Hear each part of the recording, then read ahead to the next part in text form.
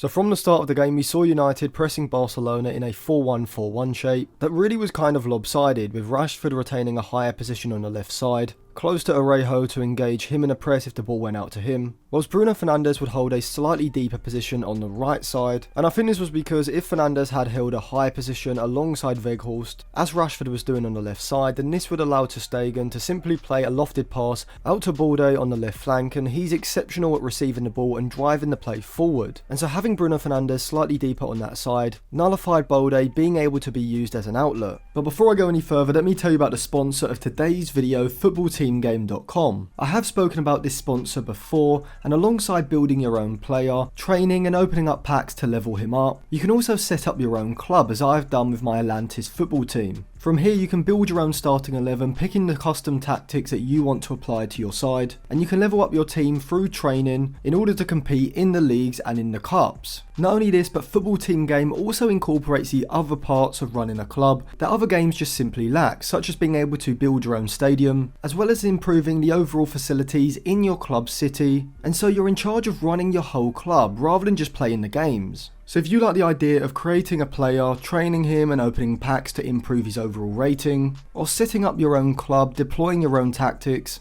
competing in leagues and cups, as well as building your own stadium, then footballteamgame.com is the game for you, so I'll leave it linked in the description for you to check out after this video. But whilst the ball from ter Stegen out to Balde on the left was being cut off because of Rashford's high position, that did give Koundé a greater degree of space on the right flank, and so we did often see ter Stegen play a ball out to Koundé, who was the outlet for Barcelona in the build-up because De Jong, Busquets and Kessie were all being man-to-man pressed by Sancho, Fred and Casemiro in United's central midfield. But this was something that Ten Hag seemed to be quite comfortable with allowing, and this is because Koundé is nowhere near as good a ball carrier as Balde on the left side, and with Rashford on Koundé's side as well, he had the pace to recover, and we actually saw United almost able to take advantage of this within the first 3 minutes. So we see here as Koundé received the ball from ter Stegen and is running down the right flank, he attempts to play a pass into Lewandowski, who's dropping off from the forward line, but Casemiro does absolutely fantastically to firstly follow Kessie, but also be able to read what Koundé's trying to do, and he just holds his position, makes the interception, and is instantly looking for a forward pass. The first pass he tries gets blocked, but it's as he regains possession where we see United able to exploit Balde's high position on the left flank. And this is because Xavi does use his fullbacks in very different ways. Koundé is very much more of a defensive fullback who most of the time is going to retain a deeper position,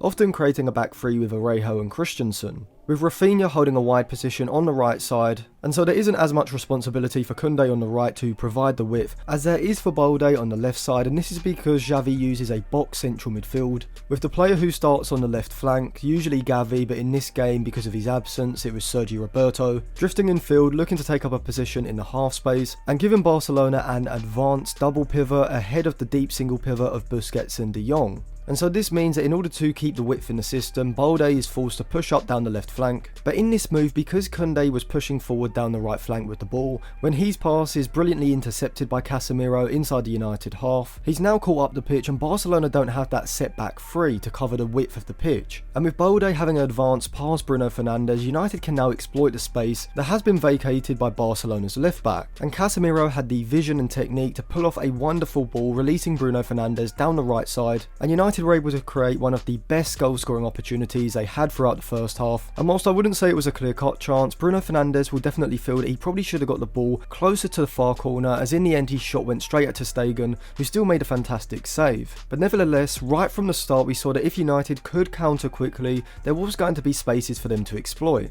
And I thought for the majority of the first half, United's press was very well coordinated and pretty effective at stopping Barcelona being able to play out of their defensive third. You see here they're using that narrow 4-1-2-3 shape, 4-1-4-1, whatever you want to call it, with Fred and Sancho pushed up tight onto Barcelona's double pivot of De Jong and Busquets. And when the ball gets shifted out to Andreas Christensen on the left side of the Barcelona box, Bruno Fernandes leaves his deeper position that he was sitting in order to stop ter Stegen being able to loft a pass out to Balde. But when the ball gets moved to his side, he engages Christensen early in the press. which of course does leave Balde free in behind him, but we see Wan-Bissaka pushing up immediately as though he's connected to Fernandes via a string, and as soon as Balde receives the ball, Wan-Bissaka is there to stop him being able to advance forward up the left flank. And you can see here as Wan-Bissaka shows him inside that all of Balde's short passing options are being cut off, and he attempts to play a pass back in field, but it gets intercepted by Fred, and now United have won the ball in Barcelona's defensive third. But we did see Barcelona able to beat United's high press on a few different occasions. The first came from when Orejo would perform a long switch of play, having the ball on the right side of Barcelona's defensive third in front of the Manchester United midfield line, but his long passing ability enabled him to switch play out to Balde on the left, and he has the ability to drive through, and he manages to get past Fred, making his way towards the edge of the United box before he's eventually brought down. And this move shows the value of having a centre back with this sort of long passing ability, as well as having a fullback who has the ball carrying ability of Balde. Now whilst we did see United man-to-man pressing Barcelona high up the pitch, it wasn't a complete strict man-to-man press, which could have often led to Manchester United players being drawn out of position following the movement of the Barcelona player they were assigned to. If Ten Hag had instructed Fred and Sancho to follow Busquets and De Jong very tightly wherever they went on the pitch, this could have resulted in De Jong deciding to push further up the pitch, dragging Fred backwards and having someone like Sergio Roberto drop into that space, and now essentially being a free man, opening up a passing lane from the centre backs into the centre midfield. Instead, we saw United use a mixture of man-to-man pressing and zonal pressing as well, with United's central midfielders, Fred and Sancho in particular, retaining their positions in the 4-1-4-1 shape. And so when De Jong, for example, would push up between the lines in the middle third, it wasn't Fred to drop back and follow him, and when Robert Lewandowski would drop deep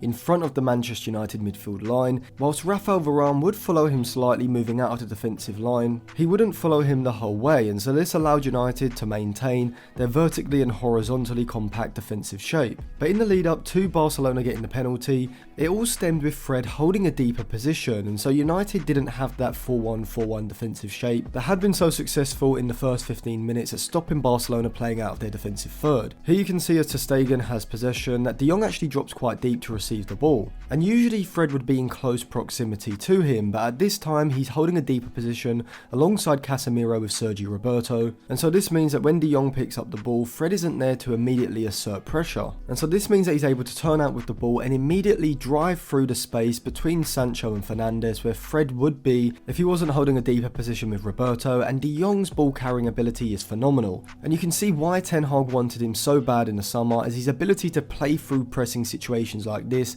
is absolutely phenomenal. He carries the ball straight through the United press. And now from here, once he's beaten the pressing line, the space ahead has opened up and he finds Kessie, who's in space wide of Casemiro, and now Barcelona can work the ball into the final third. And from here, Kessie moves the ball on to Rafinha on the right flank, his penalties I've ever seen. And from here, Lewandowski scores a pen, and all of a sudden United are 1-0 down, and it's just one of those things you can't really do much about. But now United are on the back foot and they've got to take the game to Barca. But just as United did manage to nullify Barcelona's ball progression via their well-coordinated high pressing, Xavi's Barcelona managed to do the same to United. Like Ten Hag, Xavi instructed his side to engage United high up the pitch. And like I pointed out, Wan-Bissaka's willingness to push forward down the right to press Balde in order to keep the United attack vertically compact, Barcelona did the same, with Balde being instructed to position himself high up the pitch, assigned to man pressing Wan-Bissaka, as Roberto and Lewandowski pressed as a front two, and De Jong and Kessie pushed up onto Fred and Casemiro. And so this resulted in Barcelona committing a lot of players forward to the press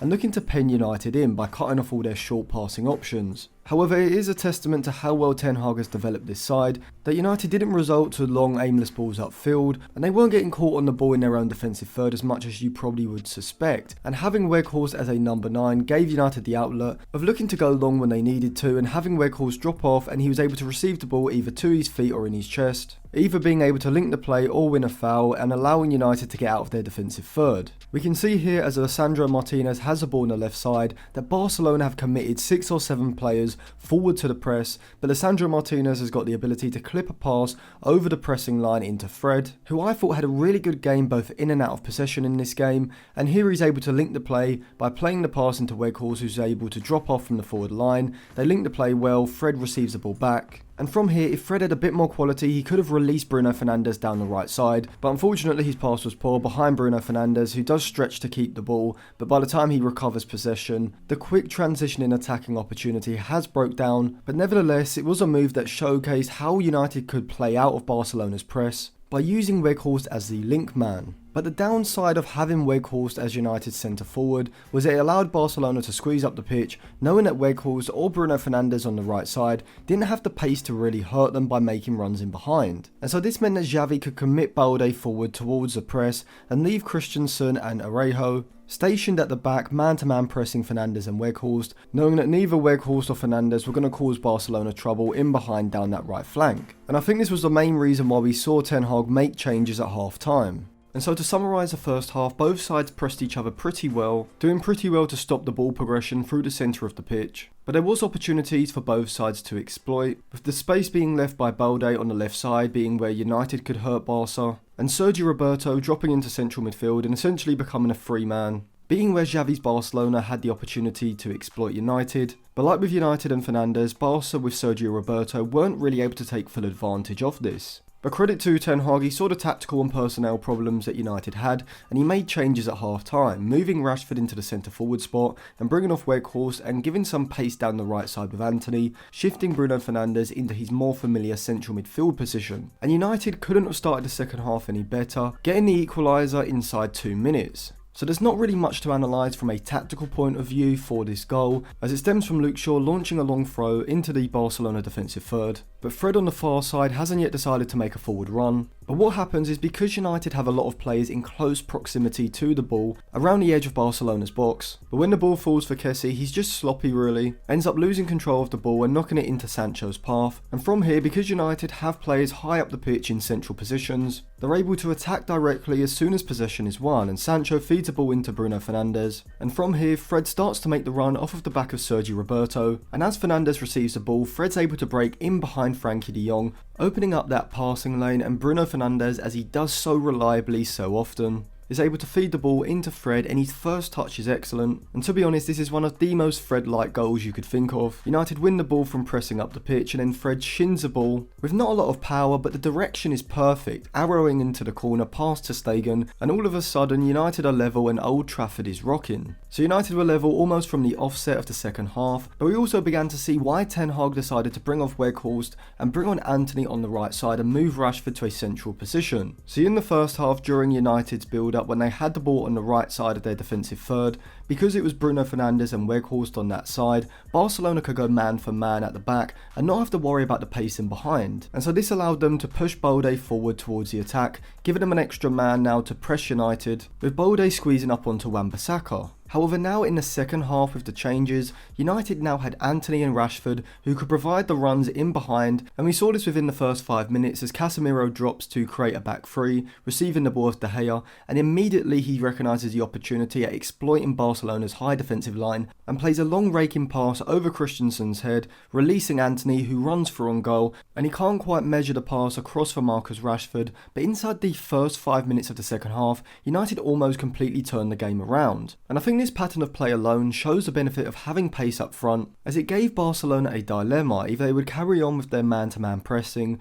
leaving free at the back against United's front three, or in order to deal with Antony and Rashford's pace in behind, they would be forced to drop Balde backwards, which takes a man away from their press, and so making it less vertically compact higher up the pitch, and subsequently making it easier for United to play out of their defensive third. But Xavi continued pushing Balde forward in the press, pressing Wan-Bissaka with Rafinha pressing Shaw on the opposite side, and so we saw United going direct with those long balls straight from the build-up, and even if Antony or Wan-Bissaka weren't able to get released in behind the Barcelona backline, United had enough players further forward where they were able to pick up the loose balls, and now they had possession in Barcelona's half. And this was something we also saw Barcelona do. Here you can see United in their 4-2-3-1 defensive shape are man-to-man pressing Barcelona's midfield three, as they sit off in a fairly narrow and compact defensive shape, but they're allowing the two centre-backs Arejo and Christensen time on the ball to carry it forward. But rather than trying to play through United's press, like with Casemiro, we see Arejo play a long switch of play out to Balde, the outlet on the left flank, and now Barcelona have the ball in United's defensive third, with Balde looking to isolate Wan-Bissaka in a 1v1. on. And so what we can see is that when two managers who have the same sort of style of play, both looking to engage each other high up the pitch and using similar sort of man-to-man pressing systems, that both Xavi and Ten Hag are willing to revert away from their more methodical possession style and look for a more pragmatic approach than simply trying to play through the opposition's press. And both sides had most success not just in this specific game but over the tie as a whole, when they opted to go for a more direct attacking style of play, whether this was from countering quickly with Bruno Fernandes' chance in the first 3 minutes, or via long balls upfield looking to utilise the pace, as we saw from Casemiro and Orejo in these previous examples. But it wasn't like United were just going long straight from their build-up. As Barcelona's press began to tire, we did see United able to play out a lot easier. Here's an example as Varane moves forward with the ball, plays a pass into Bruno Fernandes, and you can just see that the Barcelona players aren't able to remain as tight to United's players, which allows United to get the passes away.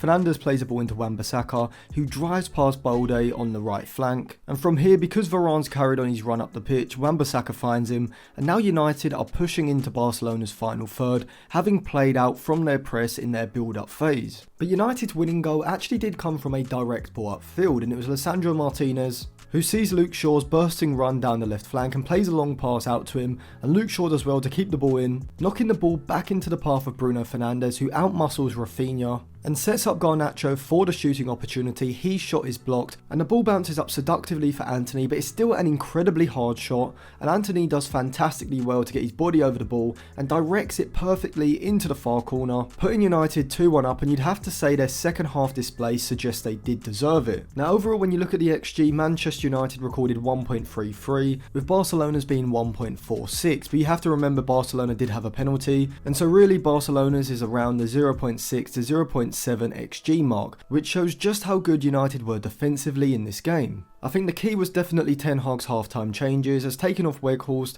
and moving Antony onto the right side and Rashford into a centre-forward position gave United that pace in behind to cause Barcelona's high backline problems, and indirectly led to Barcelona's high press slowing up as they couldn't commit Balde as far forward, and this subsequently allowed United to gain control of the game. But it was Ten Hag's pragmatism to instruct United to use more long balls that was crucial to United winning this tactical battle. Now I do have to say that I think Barcelona will be disappointed, and they definitely missed both Xavi and Pedri, as with Sergio Roberto and Kessie in those false 8 positions, they didn't really have the quality to make United pay when they were able to outnumber them in the centre of the pitch, and I felt that Barcelona were far too dependent on Balde on the left side to progress the ball up the pitch. But in terms of United's best individual performers, I could really go through the whole team. De Gea was fantastic over both legs, even though he did have a few shaky moments throughout the tie. Varane and Lisandro Martinez were absolutely phenomenal, showing that they probably are the best centre-back partnership in the world at the moment. Shaw, as he has done throughout the season, really impressed me,